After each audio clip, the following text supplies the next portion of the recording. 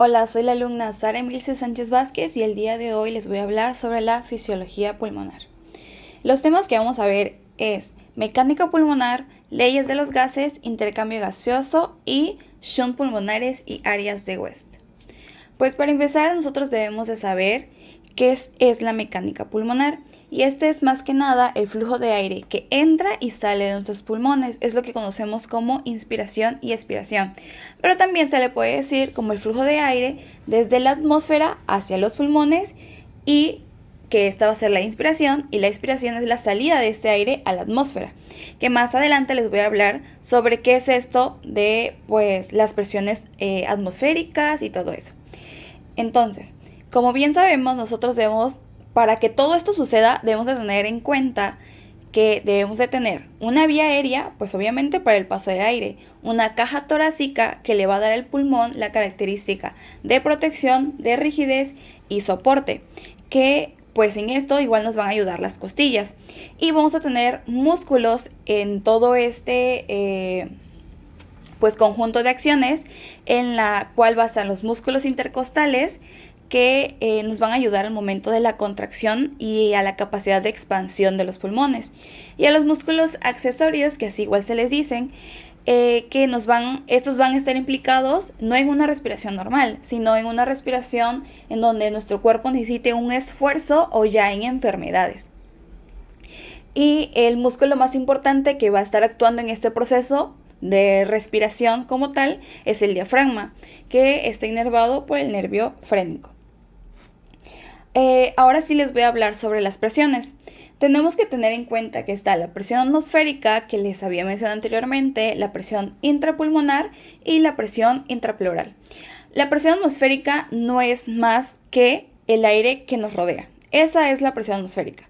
Y esta va a tener un parámetro aproximado de 760 milímetros de mercurio a nivel del mar.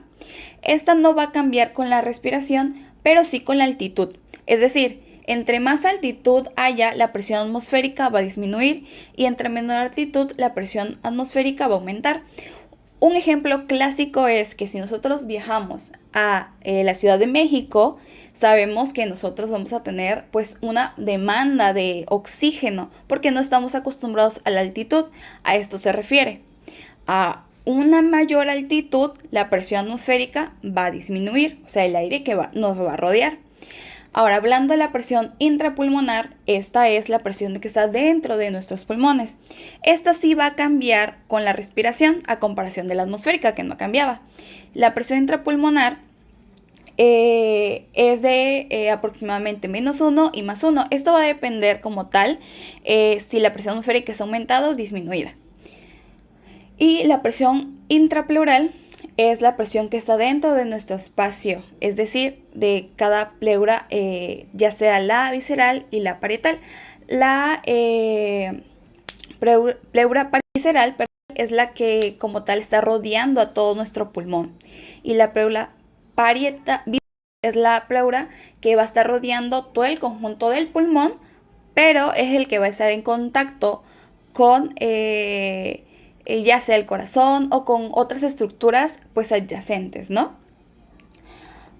Y ahora les voy a hablar sobre las fases de la ventilación pulmonar. Estas son la inspiración y la expiración. La inspiración, como ya conocemos, es la entrada de aire a los pulmones y la expiración es la salida de este aire. Pero la inspiración lo vamos a conocer como un proceso activo. ¿Por qué? Porque va a requerir como tal la contracción muscular. Y en este caso va a estar implicado el diafragma, que es el músculo que ya les había mencionado anteriormente. Este músculo que es el diafragma nos va a ayudar a la contracción y a que los pulmones como que se inflen y aumenten con esto el volumen como tal por la entrada de aire que está entrando. Y esto va a estar, un ejemplo muy básico es que cuando nosotros tenemos un globo y lo inflamos y lo metemos dentro de una caja sin antes haberlo inflado, obviamente al momento de nosotros inflarlo dentro de la caja, pues la caja se va a expandir. Esto es a lo que se refiere la inspiración. Y la expiración es la salida de aire de los pulmones y este puede ser tanto un proceso pasivo como activo. ¿Pero por qué? Puede ser pasivo cuando el aire pasa de forma natural. O sea, nosotros inspiramos y al momento de la inspiración no hacemos esfuerzo, sale por sí solo. Entonces es un proceso pues pasivo porque no necesita algún esfuerzo a nosotros. En cambio ya se vuelve activo cuando pues requiere como alguna fuerza para expulsar este aire que nosotros tenemos en los pulmones. Otro ejemplo es, por ejemplo, nosotros inflamos un globo, que sería cuando está todo inflado es la inspiración. Pero al momento de nosotros soltar el globo y soltamos como tal la boquilla, sin apretarla, esto es la salida de ese aire, entonces esto sería la expiración. Igual vamos a contar con propiedades mecánicas del pulmón. Esto es la distensibilidad pulmonar, la elasticidad, la tensión superficial y el surfactante pulmonar. Esto es muy fácil entenderlo, porque la distensibilidad pulmonar es más que nada la facilidad con la que los pulmones se expanden. Eso es. La elasticidad es la capacidad en los pulmones al volver a su tamaño normal. ¿Por qué? Porque nosotros tenemos como tal fibras elásticas como tal y que nos van a ayudar en esto. Y la tensión superficial es la fuerza que va a generar en la superficie de ya sea un líquido a la atracción, vamos a poner, de moléculas. Ahorita les voy a dar un ejemplo para que entendamos esto. Y por último, el surfactante es más que nada, es una sustancia que va a estar producida por las células alveolares y esto nos va a ayudar que la tensión superficial pues disminuya como tal en los alveolos. Un ejemplo para que entendamos estas cuatro puntos es, por ejemplo, cuando nosotros nos lavamos platos y juntamos dos platos, obviamente nos va a ser más difícil que los podamos separar porque pues están mojados y la fricción que hacen entre ellos.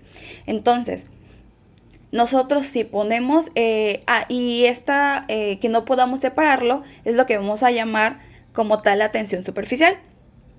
Pero si yo pongo jabón, esto me va a ayudar a disminuir la resistencia que yo tengo para separar estos platos.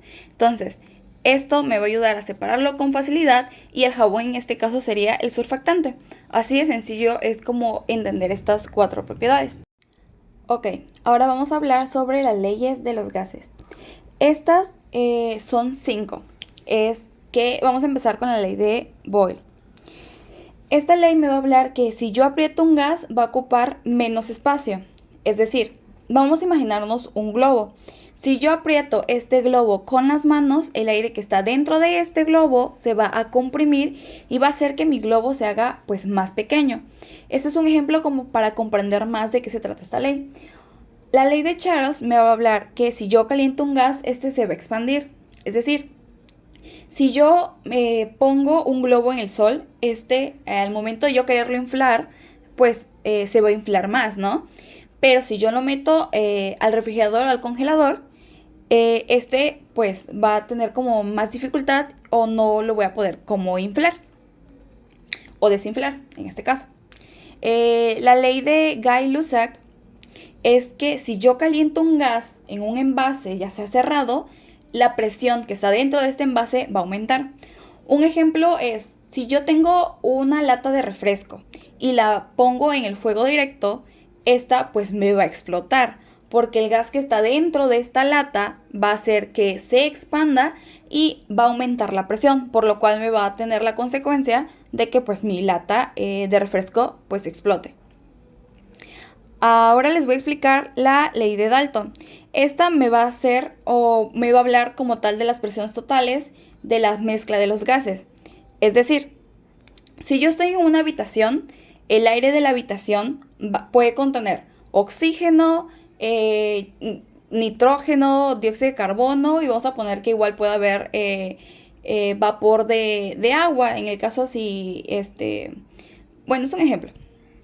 Entonces, cada gas de esta habitación tiene su propia presión, pero juntos, o sea, la suma de todos estos gases van a crear una presión total, que esta me va a hacer como tal la presión del ambiente. A esto se refiere la ley de Dalton.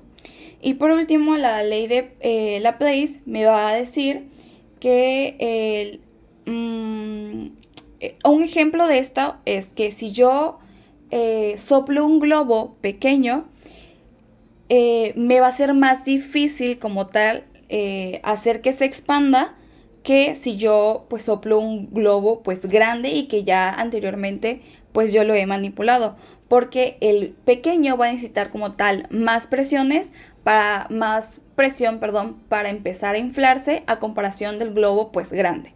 A eso se refieren como tal estas leyes. Y ahora vamos a pasar al intercambio gaseoso. El intercambio gaseoso está dividido en tres procesos. Ya está la ventilación, la perfusión y la difusión. La ventilación es el flujo de gas hacia adentro y hacia afuera de los alvéolos. La perfusión es el flujo como tal de sangre desde los capilares pulmonares adyacentes. Y la difusión es la transferencia de estos gases entre el alvéolo y el capilar, que los capilares son como unas combinaciones de los vasos sanguíneos.